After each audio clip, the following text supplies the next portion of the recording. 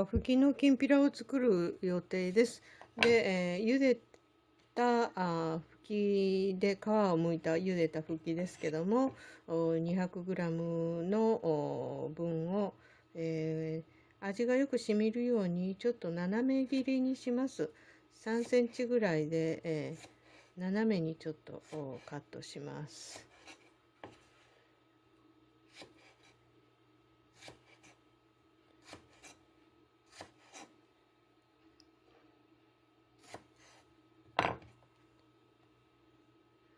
こんな感じに斜めにカットしました。これを炒めていきます。切りましたふきは今から炒めます。ごま油を使います。ごま油大さじ1杯程度。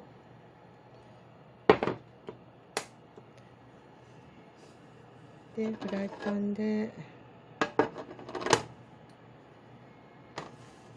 フライパンが温まりましたら、この中にふきを入れます。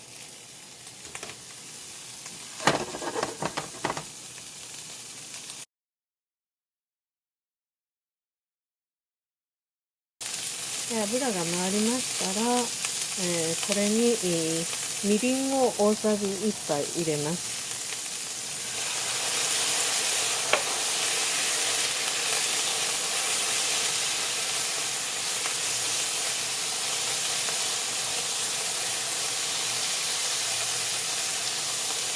そして、お砂糖を大さじ1/2から1杯程度入れます。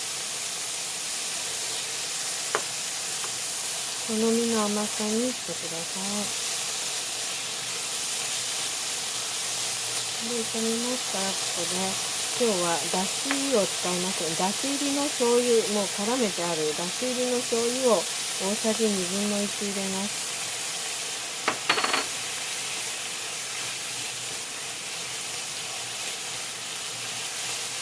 ふきはすでにもう茹でてありますので、もう火が通ってましたら、これで、味を絡めて、途中で味を確かめて、お砂糖の残りを追加するなりして出来上がりで、食べるときは鰹節とかを混ぜて食べると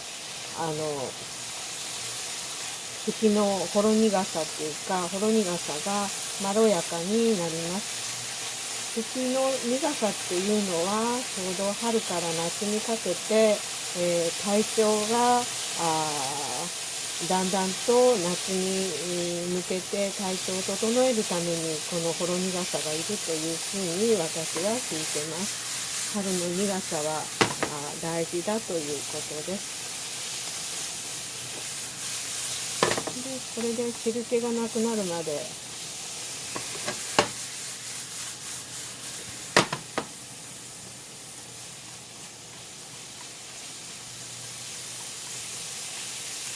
味をついて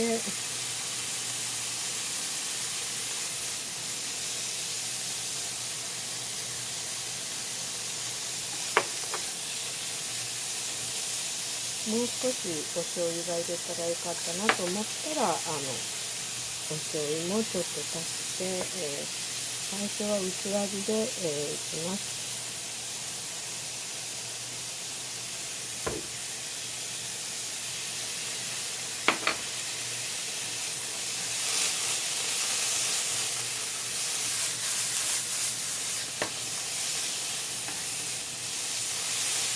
ふきを茹でておくと簡単に一品ができます。出来上がりです。